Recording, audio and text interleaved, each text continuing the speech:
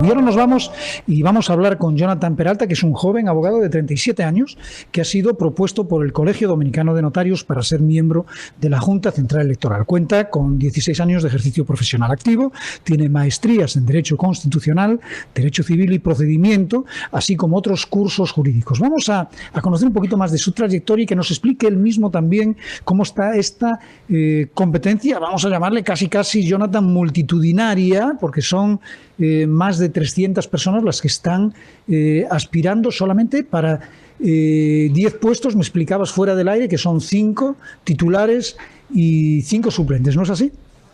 Es correcto, es correcto. Jonathan, se ha hablado mucho, sobre todo durante esta semana y la semana pasada, sobre la conveniencia o no, y vamos a empezar por aquí el tema, de que los miembros de la Junta Central Electoral sean independientes o tengan simpatías o no tengan. Vimos diferentes declaraciones. El presidente Luis Abinader dice que deben de ser independientes, otras personas dicen que tampoco tienen por qué ser independientes. La primera pregunta, Jonathan, ¿eres dependiente o eres independiente? No, la respuesta es simple, somos independientes. Independientes, no hay ningún tipo de vinculación a un tipo de partido político, ningún tipo de simpatía, nada de eso. Bueno, las simpatías, tú sabes que decían los filósofos griegos que el hombre es un animal político, pero la simpatía propia de cualquier dominicano en el momento de ejercer el derecho al voto. Pero como carrera, trayectoria, no tenemos vinculación ni dependencia política alguna. Ok. Dicho esto, ¿qué es lo que a ti te motiva a participar de esta contienda? Veo que prácticamente todos tus derechos todos tus estudios son de derecho, pero incluso ha habido muchísima gente que no tiene nada que ver con el derecho. Las leyes además estipulan que no es necesario que los aspirantes sean de la que sean abogados, o sea que esto hizo que se ampliara muchísimo más el abanico, algo a lo que no estábamos acostumbrados. Pero ¿qué es lo que te motiva a ti? Mira, lo que nos motiva a nosotros principalmente es la experiencia de haber tenido 8 años como miembro de la Junta Central Electoral en la consultoría jurídica. En esa experiencia de 8 años pudimos ver lo que era el proceso interno administrativo de la misma, desde la cedulación, desde acta de nacimiento, transcripción. Sí, porque la gente se piensa que la Junta Central Electoral nada más organiza elecciones, pero realmente tiene un trabajo muy arduo durante todo el año. Tiene doble funciones. La principal es el proceso electoral, pero entonces la parte administrativa y el encargado del registro civil, lo que serían las actas del Estado civil, acta de nacimiento, matrimonio, de funciones, pero también el encargado del sistema de registro electoral. Esa experiencia de 8 años nos permitió ver cuáles eran los problemas que había a lo interno de la institución, desde arriba hasta abajo.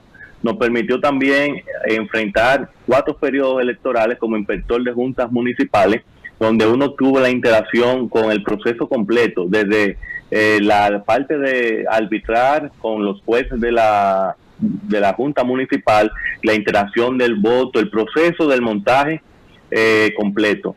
Independientemente de esa experiencia, lo que nos permite identificar los problemas que hay, saber cuáles son las soluciones, problemas que incluso a los jueces cuando lo eligen muchas veces no se le dan o no se le informan los directivos que tienen y tienen que aprenderlo en el transcurso de 4 años. Ya nosotros tenemos esa experiencia vivida, pero de igual manera al ser abogado, como has dicho, de más de 16 años de ejercicio, la gran parte en el sector privado, nos permite también tener una visión de gerencia, una visión de eficiencia sobre todo, pero manteniendo lo que son los principios de la legalidad. Entonces, uniendo esas dos visiones y esas dos experiencias, entendemos que la Junta Central Electoral pudiera ser el mecanismo o el lugar idóneo para que con la juventud que tenemos, la formación académica y todos los demás requisitos que se establecen, los cuales cumplimos, pueda aportarse a la nación una verdadera transformación donde nosotros seríamos básicamente un puente entre esos jóvenes que reclamaban su democracia o que le devolvieran su democracia, pero también esta parte de la población adulta que entiende que las cosas deben de hacerse, pero no se conectan con la modernidad en una manera 100%, por así llamarlo, y por la juventud que tenemos pudiéramos ser el enlace ideal para que la Junta avance a procesos más modernos, se eficientice, sea abierta al público, se cumplan los principios de la ley, por ejemplo, la ley de administración pública, de buena fe, de legitimidad, de apertura, de lo que es el gobierno digital como tal, pero a la misma vez con una experiencia profesional, con 37 años que lo cumplimos en noviembre próximo, 38 en noviembre próximo, tenemos 37 a la fecha, nos permitiría de una manera, diríamos, práctica, pero va manteniendo la legalidad, que la Junta dé ese paso necesario a una transición que necesariamente tiene que darse para poder brindar mayor seguridad, garantía al sistema democrático.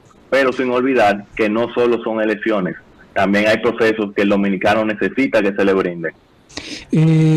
Jonathan, ¿en qué periodos, quiénes fueron los presidentes de la Junta Central Electoral en la etapa en la que tú trabajaste en la consultoría jurídica? Mira, yo cuando entré en la consultoría jurídica era el presidente, el doctor Morel Celda. El doctor Morel Celda sale, entra el presidente Luis Arias como presidente, posteriormente entra el presidente actual, el doctor Julio César Castaño, y ya salimos en la etapa del doctor Roberto Rosario Márquez. Okay, es decir, tuvimos la oportunidad. Has pasado por diferentes presidentes de la Junta Central Electoral.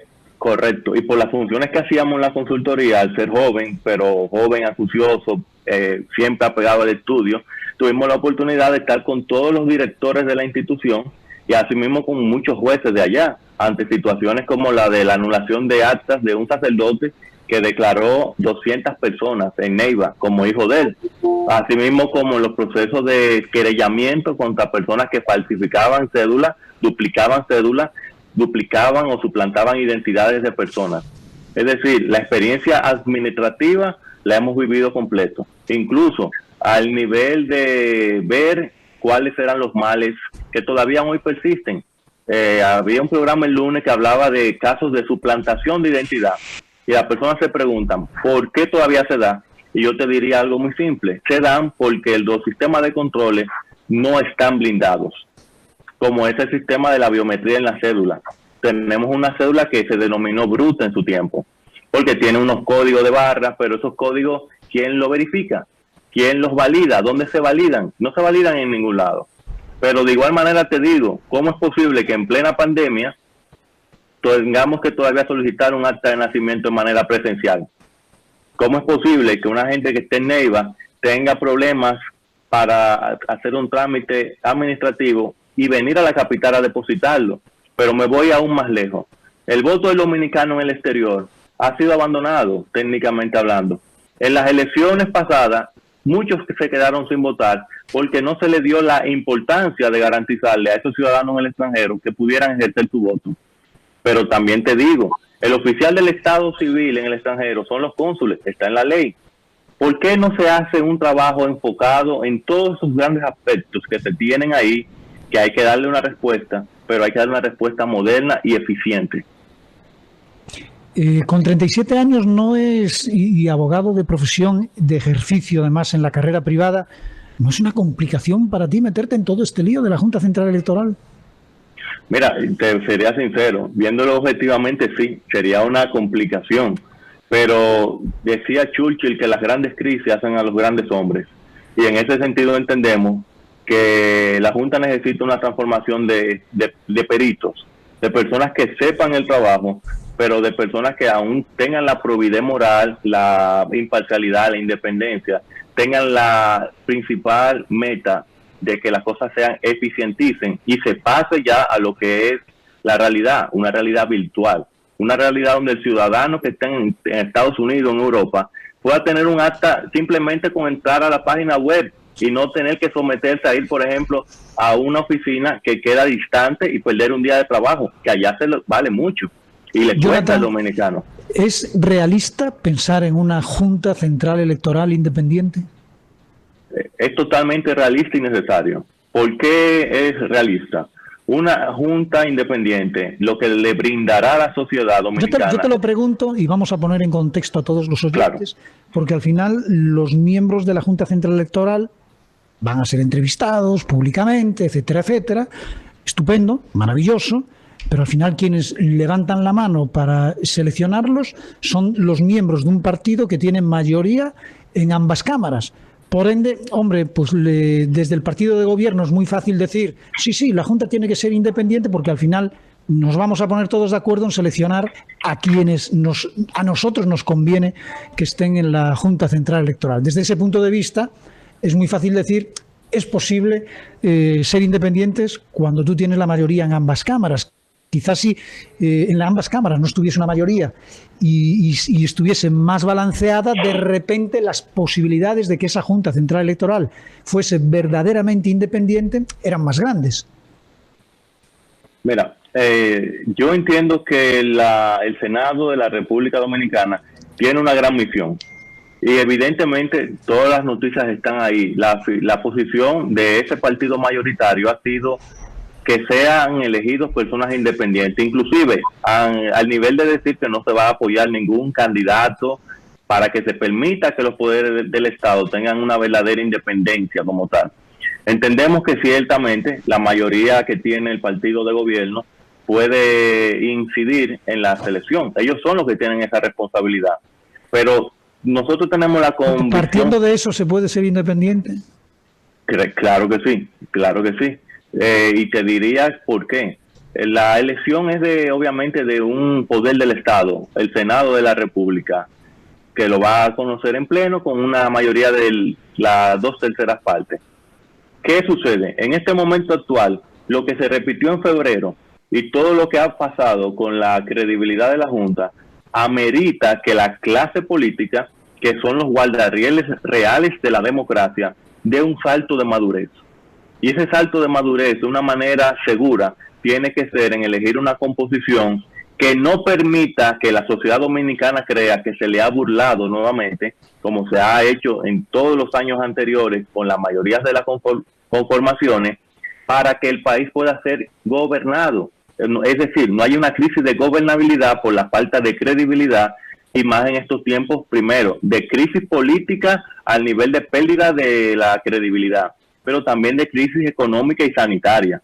Este país necesita tener una junta que no dé dolores de cabeza. Necesita tener una junta que se abra a la población y la escuche, que le dé respuestas.